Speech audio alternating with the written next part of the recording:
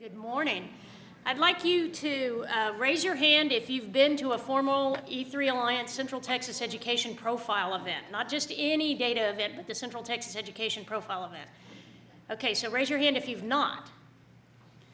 Okay, that's good. Good, about half and half. So the Central Texas Education Profile is both a set of assets and an event that we started about 8 years ago at E3 Alliance to try to provide to our community, our broader community, a set of data, if you will, a library of information where you can go to understand everything, almost, probably not everything, about education in our region. What are the trends? What are the outcomes? How are things going? Are we actually getting better? Are we lying to ourselves and claiming that we're getting better? How are things going in our region? So this morning is all about data. Now raise your hand if you have heard the E3 concept of data boarding. Okay, if you have not, this is torture by data. This is the morning of all the mornings of the year when you might be enjoying yourself at home with a cup of coffee and a nice novel. Forget it. This is all about data and information. And we've got lots of it that you won't get today, that you'll be able to look up on the E3 Alliance website, you'll be able to reference otherwise, but we are going to give you some particular stories and some particular trends and outcomes that we thought would be useful to you all. And importantly, we're going to have you all reflect back to us, and some experts in our communities reflect on how we can take advantage of this information to make better decisions and to drive positive change and outcomes in our region. So it's not just about the data, although we who are geeks like that. It's really about how do we use that information to drive positive action for our students. So please keep that in mind as you are going through the morning. Also, we've got social media links up here if you would like to tweet, if you'd like to post anything on Facebook, if you'd like to take pictures of the lovely person sitting next to you. Please let everybody know so those who aren't here this morning can know to look up that information and to use it in their continuing process of making better decisions for children. So I'd like to thank our sponsors before we start. On behalf of E3 Alliance, we'd like to thank Michael and Susan Dell Foundation. They've very generously supported this work of taking data analysis and research and using it to drive student outcomes for many, many years. IBC Bank, who is hosting us this morning, thank you very much. And the wonderful breakfast that you enjoyed by La Madeleine, get some extra croissants and calories and coffee, thank you. Again, our Wi-Fi, but please do post to social network and we'll come back to that again and again. So the data that we're going to talk about today is all about the Central Texas region. And Khotan in a minute will give you more of a picture about that. But essentially we're talking about our 5-county MSA and a couple of outlying school districts that are served by the Austin Community College service area. So 31 traditional school districts, charter school districts, 8 colleges and universities, and then literally over 1,000 nonprofits that are focused on the education space, and many, many businesses and community leaders all working together to say, how do we improve the outcomes systemically at scale, not for 10 students or 100 students or 1,000 students, but for every student across our Central Texas region. So that's what we'll be working on today. Throughout the day, we're also going to get input from you all through polling. So I'd like you to go ahead and get out your phone, pull up an internet link, and if you can go ahead, please log on to e3blueprint.participole.com. And throughout the day, we're going to come back to this site and we're going to get your input on various quizzes that we need your input from to understand what we think and what we know about trends and outcomes in our region. So everybody log on. Once you get to e3blueprint.participole.com, you should see this screen with the 6 colored boxes. And so we're going to go ahead and do our very first quiz. Wait, it's coming up. It's not coming up. I'm going to go back so you can see it. Okay, let's go back. Wi-Fi.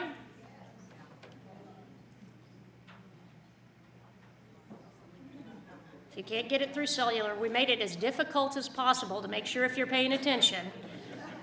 Get another cup of coffee before you log into that Wi-Fi.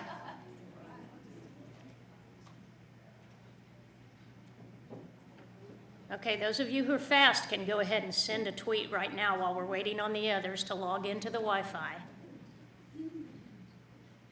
Okay, you got it? I'm going to go forward now. So our poll is e3blueprint.participole.com.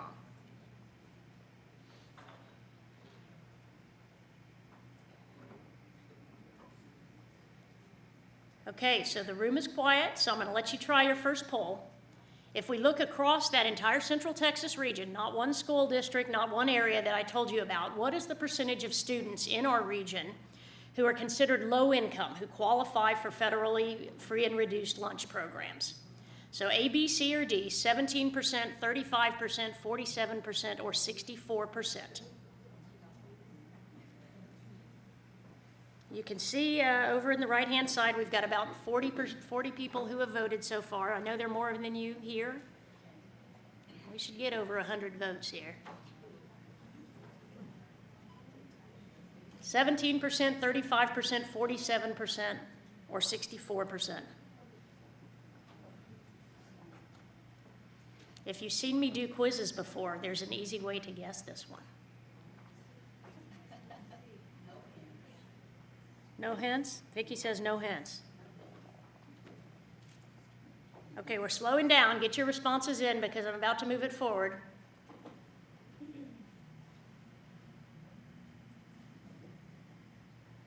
Okay, so here we go. Our audience poll says D. Most people voted D. Then we had some C's, some B's, just maybe 1 or 2 A's. So you all averaged out a little over maybe 55%, 50% of students. Not quite.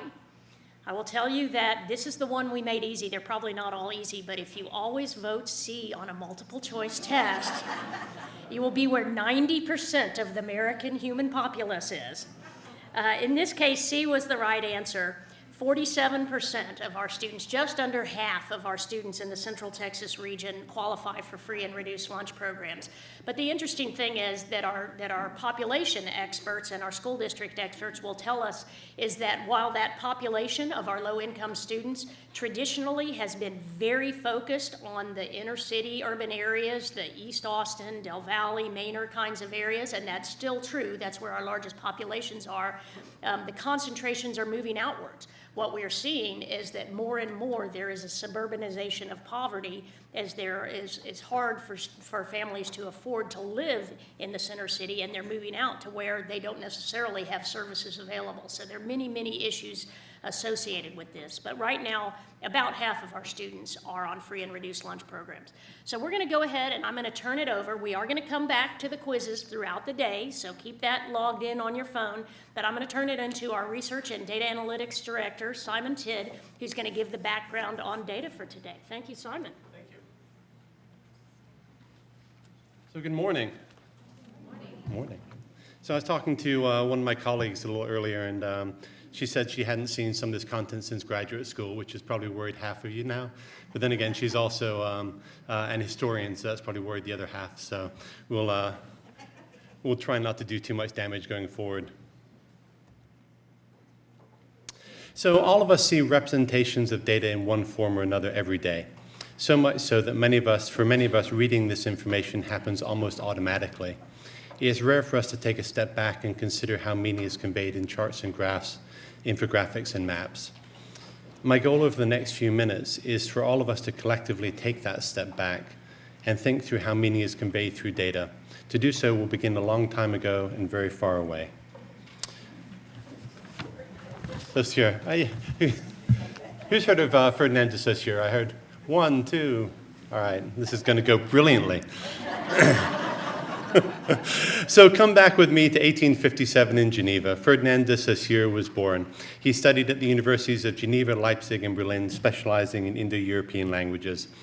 While undoubtedly a preeminent historical linguist, Saussure is remembered today for a series of courses he taught and on language broadly construed, and a book published after his death based on his students' notes, a course in general linguistics.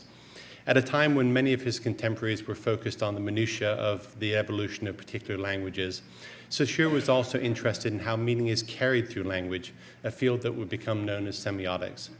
Let's turn now to one of the key concepts put forth by Saussure, the arbitrariness of the sign.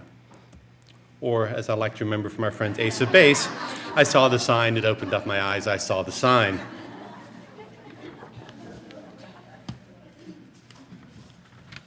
I guess more people heard of Ace of Base than Saussure, so I should have notes for next time. At their most fundamental level, signs are made up of a signifier and a signified. The signifier carries the meaning, and the signified is the underlying concept or idea. In this example, the word river is the signifier that carries or triggers the meaning seen below. The relationship is arbitrary. And so is my timing, apparently. There we go. If we substituted the word yuggle for river, we could do just as well. It would mean the same thing, and it would take its place quite nicely. Conversely, thinking about the signified is difficult or impossible at times without the signifier to help carry that meaning. Rarely do we encounter signs in isolation. We are embedded in a web of symbolic relationships, and the meaning of one sign is defined in relationship to a myriad of other signs. What happens when we consider multiple signs at the same time? More complex and subtle interpretations can be made. A system of similarities and differences arise that begins to tell a story. The example we're now looking at is linguistics, where words are the carriers of meaning. Other systems are possible and arise over time. Consider the use of particular shots in cinema or the now ubiquitous emoji. What's different about how we use signs in data is that the signifier is often an empty vessel available to carry meaning. Let's take a look at how that works. So what does this mean? Any guesses? Does it look familiar? It's a dot. It is a dot. Gold star. Does it look familiar? Does it look like a piece of data? Something you might see in a chart or a graph? Or a stop sign, that works. It's not a stop sign. So let's go with it looks like a piece of a chart or a graph. What happens when we make the picture a little more complex? Does anything come to mind? It's not a trick question, I promise you. Well, later it's a trick question, but for now it's not. Difference. We're starting to see, if you think back to what we just talked about in terms of the signs, we're starting to see something is not the same as something else. Something looks familiar, perhaps, that we've got two dots, two pieces of data, but we see one is blue, one is orange or red, and it's not the same thing, but we're starting to see, hopefully, something that looks familiar to us, something that we can think about in terms of the language of charts and graphs. So if we make the picture a little more complex, what comes to mind now? Connect 4. 4 dots. 4 dots. A trend, yes. Data points, a trend. This hopefully is starting to feel a little familiar. Again, there's no context here, which is part of the point I'm working towards making. But the ideas should be familiar. We start to see potentially change over time. We see something that looks different from something else. We add a few more points. What comes to mind now? Pardon? Comparison, yeah, there may be a trend here. These things may be related. Does that feel right? Do we know what we're talking about yet? No, but it does start to, I think, illustrate two things. One, the language is familiar, but the signs are available, that the signifier is available to signify something. But we start thinking through charts and graphs often where we look at these relationships, and already we have a sense of what the finding is, even before we look at the underlying information. So let's finish the story. Oh. So we were looking at the last 3 data points on the right for the blown up section of this. And so it's a real set of full data. So let's start filling in the pieces. So there's an axis at the bottom that's kind of hard to see that has dates on it. So we're starting to think about perhaps something that changes over time. We add a couple of axes to it. So now we see that the magnitude of the different lines is different. Yes? All right, good. Nods are good. All right. So now we've got the left axis. We've got the number of math doctorates earned. Okay, I'll leave that a second to sink in. Any guesses about what the other axis is? Oh, sorry. That's okay. All guesses welcome. Anything? Well, let me take one step back very quickly. Does it look like there's a relationship here? Yes. We see these things varying fairly closely over time. It looks like official chart language. All right, I'll...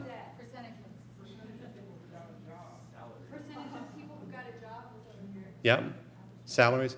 So what it actually is the amount of uranium stored in U.S. nuclear power plants. Oh, I know. Who knew that much was stored there? But it is. So, gotcha. So the point I'm making is that it's very easy at times to fall into an unreflexive use of language. And I'm not saying that we do that all the time, but it does illustrate that we have this language available to us, that we're used to seeing pictures and charts and graphs.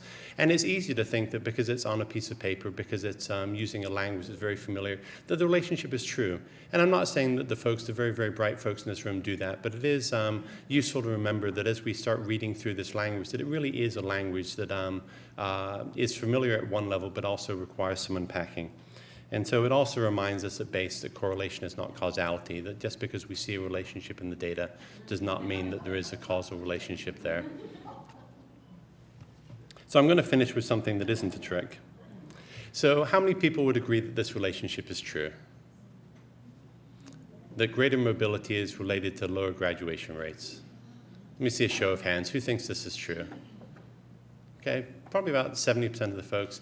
And it is true. It is something we see in the data. It is something that I think that we feel we've got a strong relationship for.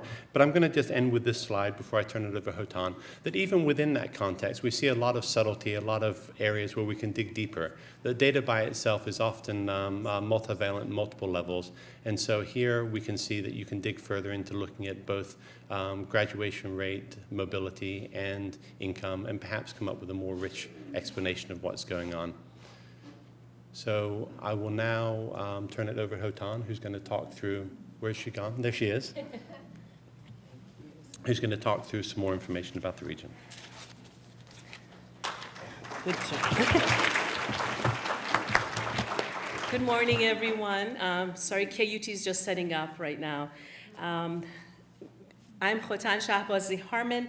I'm the Director of Communications and Community Accountability with E3 Alliance. I wanted to start with a quote from Chancellor John Sharp.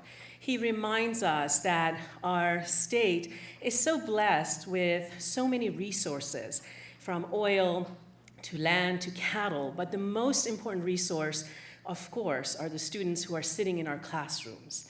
They are the new spindle tops, and that they represent the key to our economic success. Of course, we all agree here. So let's take a very quick snapshot of our region.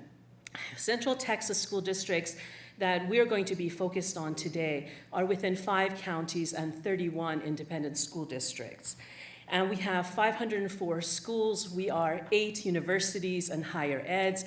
There are over 1,000 education-related nonprofits who are serving our region. Our K-12 students are over 300,000 strong in the region. And when it comes to higher ed, we have over 120,000 undergrads and 18,000 graduate students. So our student population is growing, and it has increased by 34% since 2005. While we speak 100 languages, over 90% of our English language learners speak Spanish, and 63% of our students are students of color. When we look at the proportion between Central Texas and Texas, Central Texas has slightly fewer Hispanic students than Texas overall. And some of the challenges, we don't have to share this with you, of course you all live this every day, is that our students face poverty, mobility, homelessness, language barriers, trauma, transportation issues. 40%, as you saw, our quiz master helped us go through it, 40% of our students come from low-income families. I see a lot of nodding in the audience. And also, our public schools, interestingly enough, are clustered together. Any guess where they're clustered? I-35 corridor, exactly. So one thing that's very interesting, and it's a growing challenge for us, as Susan pointed to earlier, is this concept of percentage of students designated as low income and how that is distributed by school districts. We're going to show you two maps today, 10 years apart, comparing what happened 10 years in 2004, 2005, compared to 10 years later. What you want to look for are, does the map change from green and blue to yellow and orange? So take a look, and I'll go back so you can see it a couple of times. So this is what it was in 2004-05. This is 2014-15. So now about you and some of the wonderful data that we asked you in our pre-survey. How do you use educational data? And this was your response to us for those of you who were kind enough to take our pre-survey. And the top two, of course, were to inform programmatic decisions and to identify service gaps, which we're incredibly happy to hear. Also, we asked you, what data would you like to hear today? What would you like E3 Alliance to provide for you? And here were some of your responses. But in fact, welcome to the Central Texas profile. We will quiz you later on them, so please study hard. And so, as you know, 300 slides, there's just no way to go through all of them today. That's why Susan had only a very small part, because if we leave it up to her, she would go through all of this with you in about 2 hours. And so, but we do invite you to please steal our data. Our data is your data. People were telling me all kinds of things to say when I'm up here. We would love for you to interact with the data, and please use it and let us know how we can be of service to you in the process. It is on the website, e3alliance.org/profile. So what will we cover today? We will hear from 3 of our goal directors today. We're going to be covering school readiness. What does it mean to be school ready? Are we school ready? And we're going to talk about eliminating achievement gaps from the lens of out-of-school time, as well as we will look at high school, college, and career success around why math matters. So on that note, Quizmaster. Back to the quiz. So those of you who are looking up the profile and are already on slide 47, come back to me. Remember that you want to be at e3blueprint.participole.com. And you all know, many of you have heard about how important reading at grade level at 3rd grade, and in fact being ready to embrace your learning by 3rd grade is. If we look at 3rd grade star success in reading and math, what do you think is the best predictor of that? Is it the income level? We know that income levels are very, very predictive of outcomes in academics.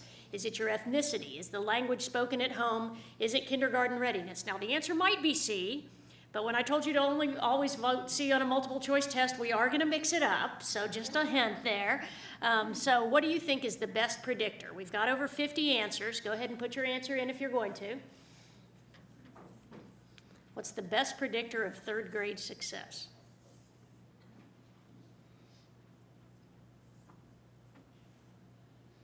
Okay, get your answers in. It's still moving.